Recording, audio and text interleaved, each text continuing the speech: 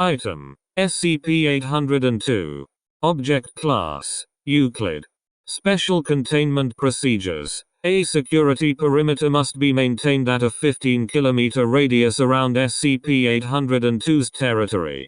Due to the large area needed to be covered, and the isolated nature of SCP-802's territory, warning signs, fences, automated security systems, and regular patrols should be sufficient to prevent unauthorized intrusion. No fewer than 3 lines of containment must be maintained within the perimeter at all times.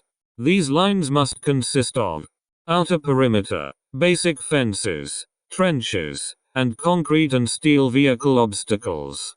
Regular patrols with anti-tank weaponry equipped. Intermediate perimeter, additional anti-tank trenches and obstacles. Perimeter must also be secured with an unbroken line of anti-tank mines. Inner perimeter must be secured with an unbroken line of Dragon's Teeth anti-tank obstacles constructed out of reinforced concrete. Additional anti-tank mines must be added. Road access to SCP-802's territory is prohibited. The only allowable modes of transportation into the perimeter are either by foot or by air. Under no circumstances are the perimeter defenses to be breached or compromised to allow vehicle access. Only Level 3 personnel or higher are allowed within the perimeter. Any unauthorized access can and will result in immediate termination. Description: SCP-802 appears to be a World War II-era Renault Char B1 medium battle tank. However, unlike regular tanks, SCP-802 is able to operate on its own.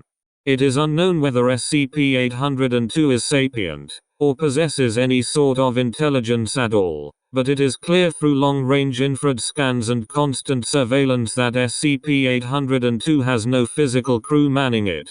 The tank itself, while operational, is in incredibly poor condition. While personnel have been unable to get close enough to properly examine it, it is clear that it is heavily damaged. The top turret is completely missing. Its hull weapon is non-operational, the treads are nearly falling off, and the hull is pitted and worn with age and battle damage. However, it is still capable of operating beyond its projected performance specifications and is able to achieve speeds of up to 40 km per hour as opposed to the documented 28 km per hour. Infrared scans have also shown signs of trace heat around where the engines should be located, which are inconsistent with the heat signatures of a conventional engine, making SCP-802's primary method of propulsion unknown. SCP-802 is also highly resistant to damage. Attempts to destroy it have been met with failure, as SCP-802 can take repeated hits from anti-tank weapons and remain operational. While the damage caused only seems to be cosmetic at best, it can successfully drive SCP-802 away temporarily. SCP-802 patrols an area that is roughly 6 square kilometers in the French countryside, near data expunged. Within this territory are mostly urban ruins that are the remains of the town, data expunged. Records show that the town was founded in the early 16th century and abandoned in the early 20th century. However, there is no indication of what caused the town's inhabitants to leave.